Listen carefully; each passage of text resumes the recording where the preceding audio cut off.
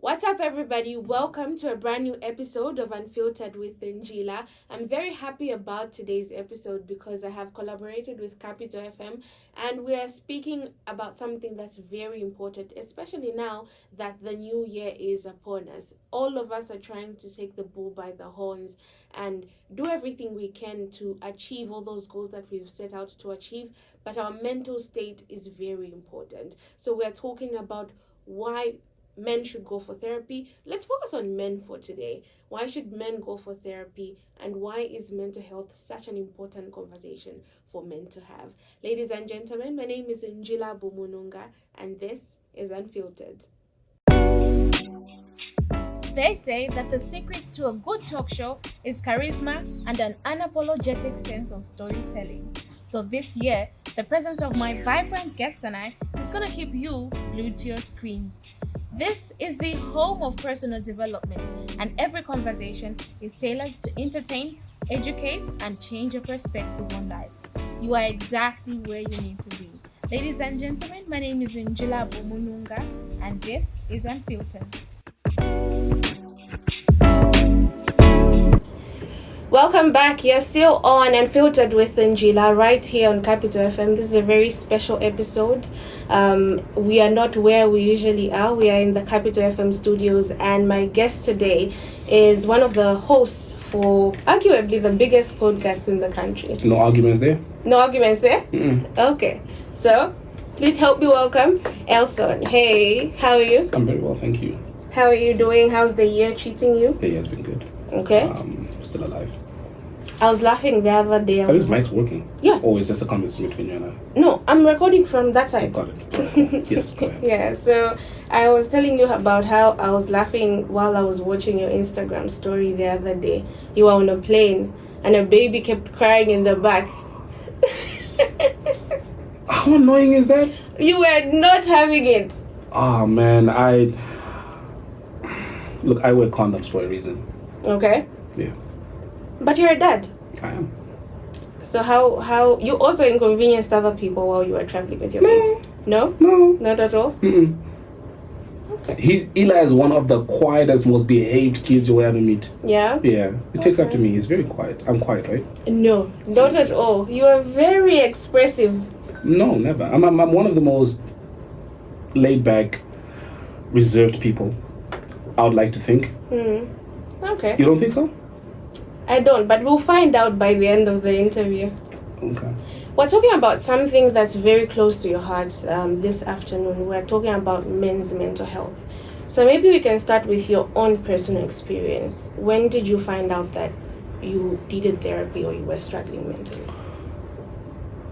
I don't know if I was struggling, but when I had my son. Yeah. I know there's people that are bored by hearing the story over and over again, and he's one of like the most focal points in my life. But I was at a point in life where I was still learning a lot more about life. I was very toxic to myself and the people around me. Yeah. I couldn't maintain a relationship. And this is when my son was born. And so for me to now be able to teach another human, I can't swear, can I? You can. Okay. To teach another human something that I'm still learning and arguably failing at, I didn't want to raise an effed up person. You know the old saying that you cannot pour from an empty cup. Yeah, yeah. So other aspects of my life, my relationship with other people needed work as well. But at that point, the most important person was my son. And so I needed to kind of begin to unpack a lot of trauma and everything else so that I am in a position to be able to learn and be a better dad. You spoke about a time in your life when you got cheated on. Was this after your son or before? That was before. Before? Yeah. So when did you start therapy? After I was born. Okay. Yeah. And walk me through your first therapy session. Intense. I felt my therapist needed a therapist. Okay. Poor guy. I think I scarred him. Yeah, it was just us basically talking about just who I was, my upbringing, and what I quickly found out was therapy was not one of those things that you do 2 or 3 times, and then you say, "Nah, I'm good." Yeah. It's something that I felt you need to make it part of your life.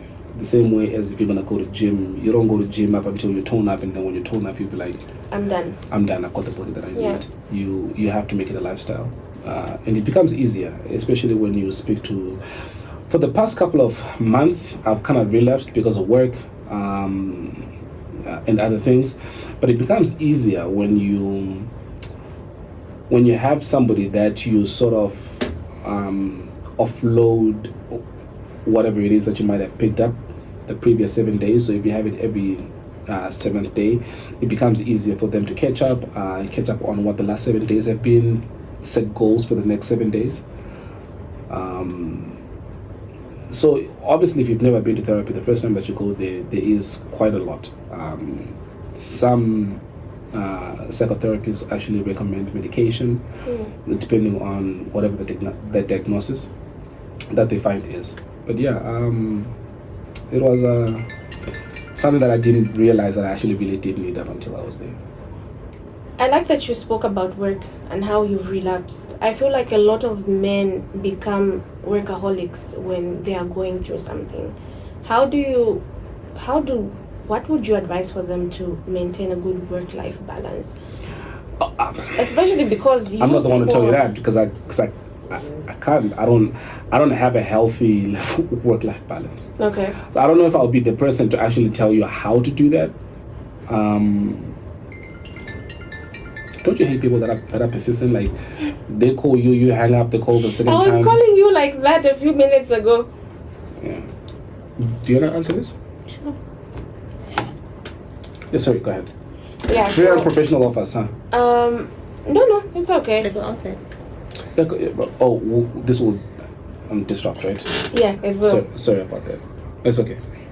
Because I can talk from here. Sorry, see, some of us are used to a podcast, right? Like I was about to say, this is talk radio, so it's not your usual ZNBC interview. So you can be free. Okay. Yeah. What were we talking about? Maintaining a healthy work-life balance. Yeah. And I was telling you, I don't know how to because I don't think I'm in a position where I maintain a healthy work-life balance. Other relationships around me are actually failing as a result because especially when you become an entrepreneur. I feel like it's a lot easier when you're an employee. You get a salary that comes every 25 days or every 30 days. Yeah. But when you've got 30 people that are looking at you at the end of that month saying, "Where's my money, nigga?"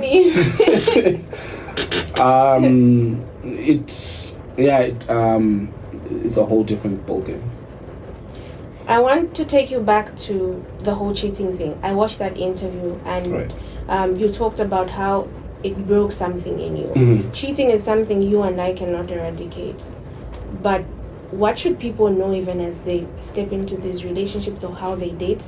Not that we are asking you to be a relationship coach, but maybe some of the red flags that you should look out for and just where to stand. Because I feel like so many times we make our significant others the center of our lives. Mm-hmm. Which you shouldn't. Yeah. Yeah, look, what do I know about relationships? I feel like it's a case-by-case basis. What is true to me might not be true to you. Yeah. So I feel like you kind of have to treat every situation on a case-by-case basis and approach those situations with the energy that they deserve. But inconsistency is one, obviously, if you look at red flags. Inconsistency is a pretty obvious one. But again, it's a time in my life that, it's so funny. I find it weird to speak about myself. It's a time in my life that I got to learn a lot about myself as well. You only get to learn a lot about yourself when you are out of your comfort zone, when you are in a scenario where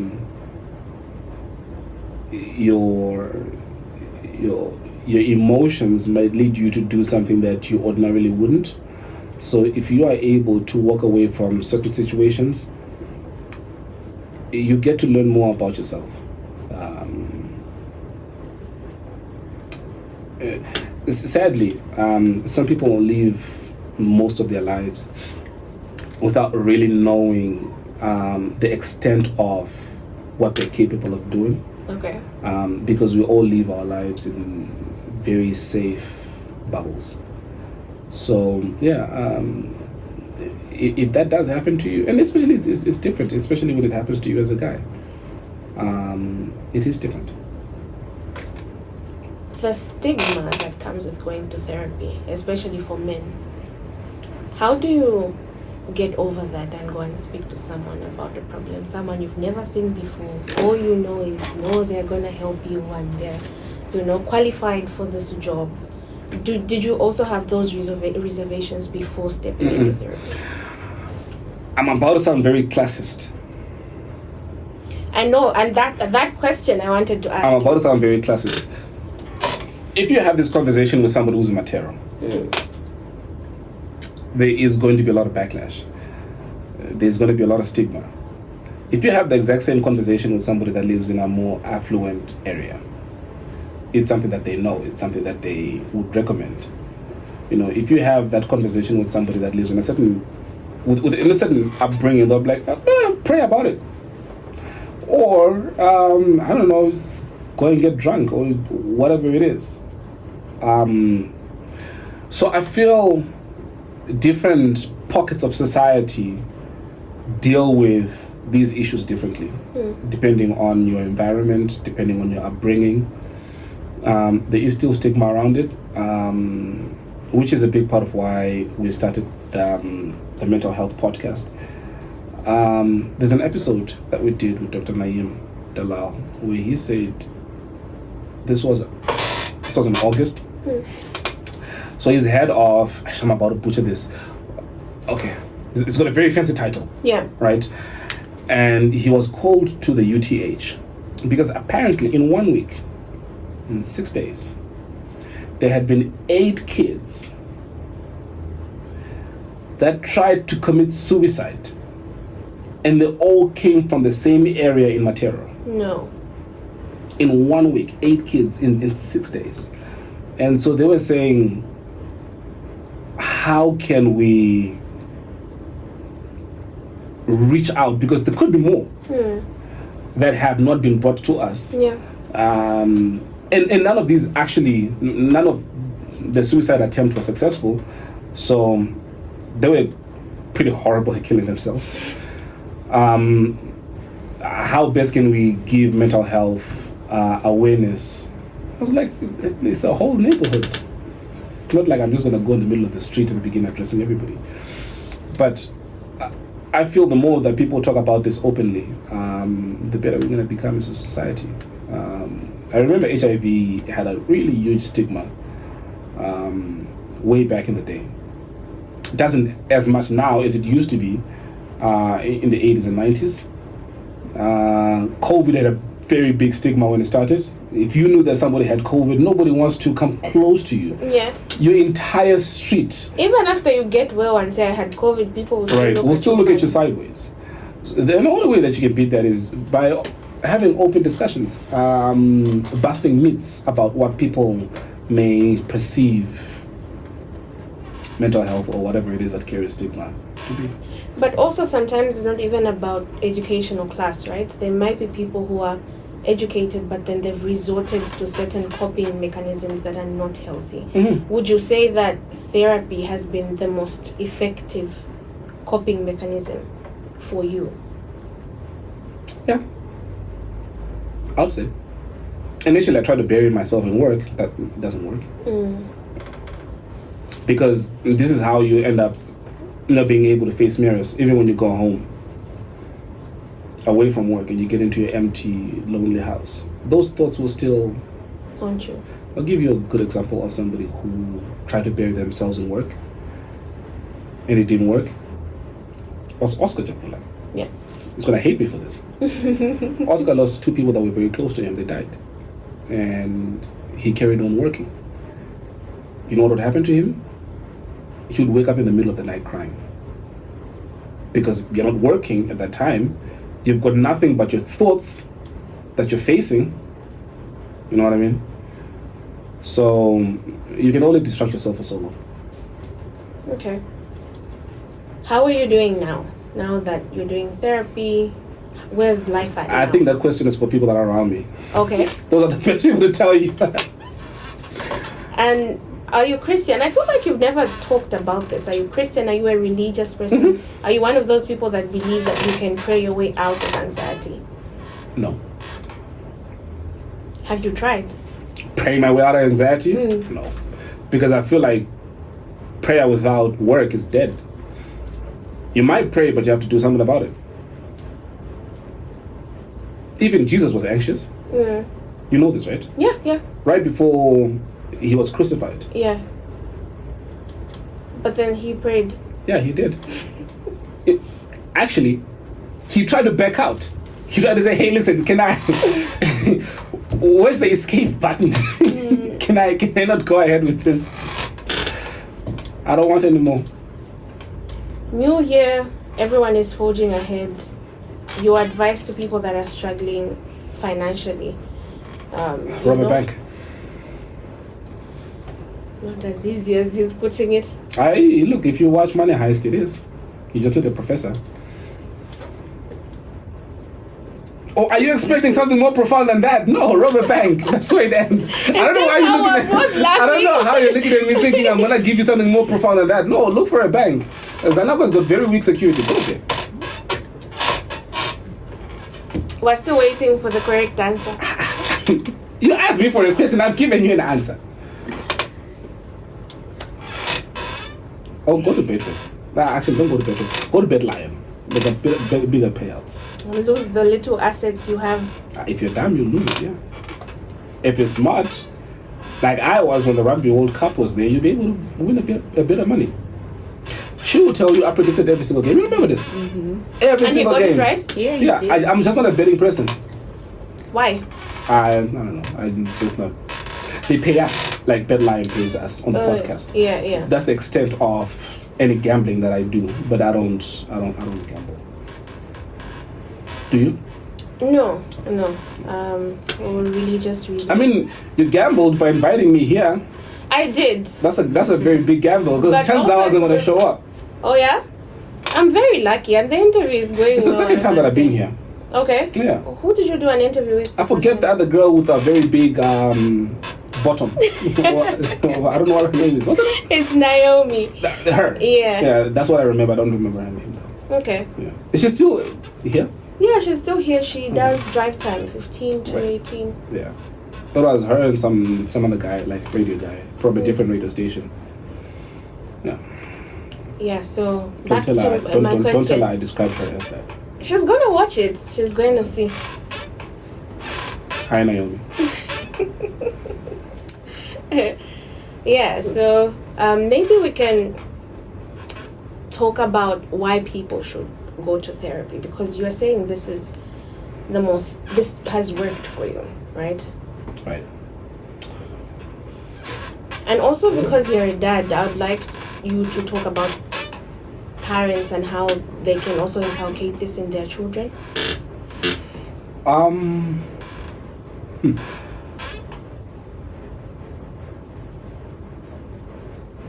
You know,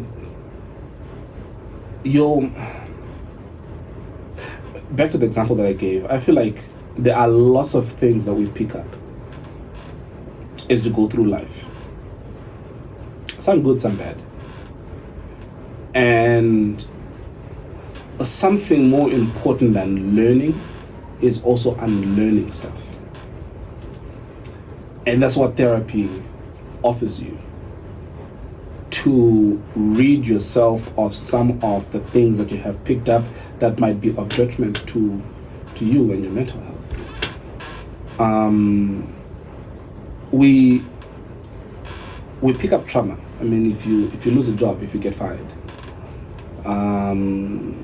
if you go through a breakup, if you've ever been cheated on, those tiny little things that you might think in the moment might not really shape who you are. Eventually, they pile on and they then form a part of your personality before you know it.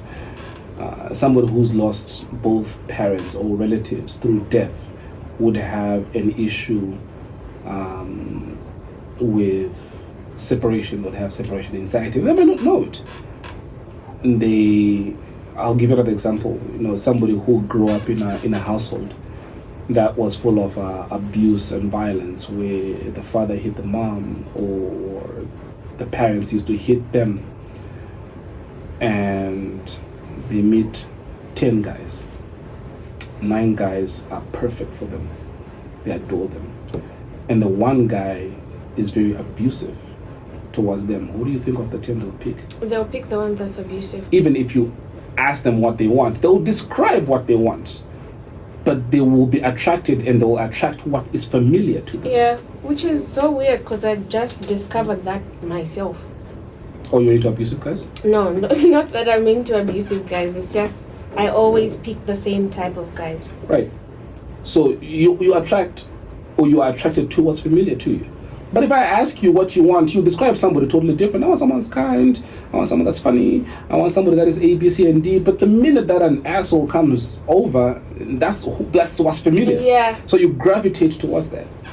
And that's the minute that you begin therapy and unpacking that is when you actually do realize what you need to change.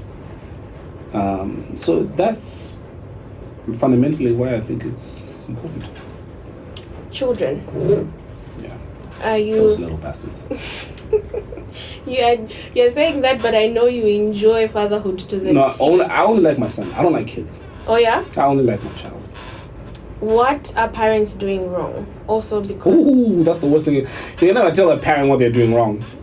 Why? You feel like it's... I feel like people think that there is no right way to parent. You walk up to a parent and say that you're parenting your child wrong. That's a fight waiting to happen. But I do feel like you can parent wrong. You can. But do you think when you're parenting wrong, you know it? No. You think you're doing the best by that child. Yeah. Everybody around you. Imagine like if Hitler had a child. Hitler will think that the knowledge that he is giving to that child is the best knowledge. Yeah. But everybody else will be like, this is going to be an effed up child.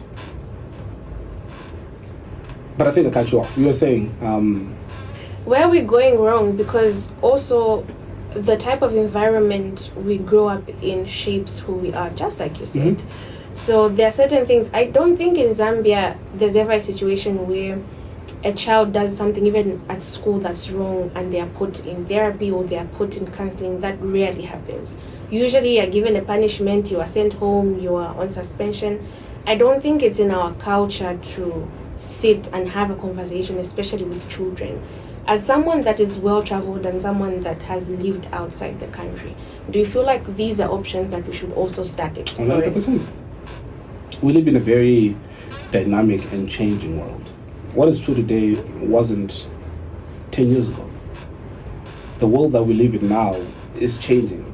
And I feel like a big part of where I feel parents get it wrong, two things. Before I get to that, I feel not everybody is fit to be a parent. Listen, you get a license, you are asked to go through tests and rigorous exercises for you to get a driver's license, for you to drive around other people. You should also get a license to become a parent. Because there are some effed up people out there that are breeding. One of the most fundamental things that I feel needs to change and that is wrong is we are lazy parents. We expect schools to raise our children for us. We expect TV to raise our kids for us. I saw this really dumb petition where some parents were saying, there's a show called Lucifer. Okay. Have you heard of it? No. We want this show to be taken off TV because it depicts the devil as this human who and I said, look, TV can never raise your child.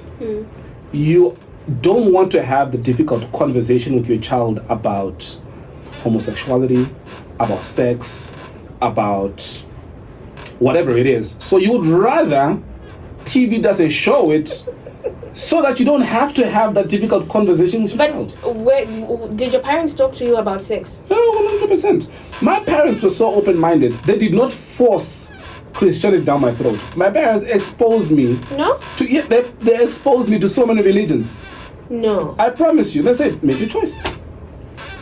If you ask me now, I'll be able to tell you why I chose Christianity over Islam, over any other religion. I'll be able to tell you what I felt the differences were in terms of their practices, what the Quran says, etc. Yeah. But right now, if I say, why are you a Christian and not Muslim? Yeah, that's an argument that's going to go on, and you'll find out. Because you know nothing about. You know nothing about. Do you get what I mean? Other things. You only know what you know. Yeah. So, I digress. But I feel we need to have conversations with our children. Doesn't matter what the topic is. Doesn't matter how uncomfortable it is. I feel we leave it to everybody else to raise our kids because we're either too scared or we're too lazy to parent ourselves. So you feel like people should start having conversations with their children? Absolutely. That's the earlier that you can, the better. I've always taught Eli to be expressive. And I remember this one time that he was taking a while to get in the car. I don't really take him to school a lot because I'm never really with him a lot. But the few times that I do, I told him a couple of times to get in the car, and for some reason he was, I don't know what he was doing. He's just monkeying around. And so I raised my voice. That was like the fourth or the fifth time. So he sulks, he grabs his bag, gets in the car. Yeah, I told you that story, right? And when we got in the car, because he was quiet. He's one of those, like when he gets in the car, the radio is his. Don't nobody touch the radio. The radio is his. And he's not doing that. And so now I see that he's sulking and I'm like, no, I'm not going back. So he says, Dad, I'm like, yeah. He says, the way you told me to get in the car hurt my feelings. Yeah. And I'm like, you're 5 years old. What do you know about feelings? But I like that because I've always taught him to be expressive. We have that relationship where when I meet him, he gives me an update about everything that has happened in his life. Who bought him what? I know the speed that my mom drives when he's in the car. Oh, okay. Because he tells me, oh, did you know that Gogo drives at 100 kilometers an hour? I'm like, word. So, I feel if you have that type of a relationship with your child, there's a lot more that you are able to learn, not only about them, but yourself as well. All right, so maybe we can close with just your Prayer? advice. Oh, okay. Your advice to men out there when it comes to therapy and just taking care of their mental health. Go to therapy. That's it. That's it? Nothing more profound? Okay. Elson, thank you so much for coming through. Thank you for having me. There you have it, ladies and gentlemen. If you are watching on YouTube, it's Unfiltered with Njila, but if you're listening in, it's Capital FM 997. We've been in conversation with Elson, and it's been a very eye-opening conversation. No, so, of course it was. You said some very smart things. I'm being very kind. No. You're very kind to your guests. Yeah, the one that feels like you didn't say profound things. You kept saying, so are you going to say something profound now? There you have it, ladies and gentlemen. We'll see you again next week, same time, same place.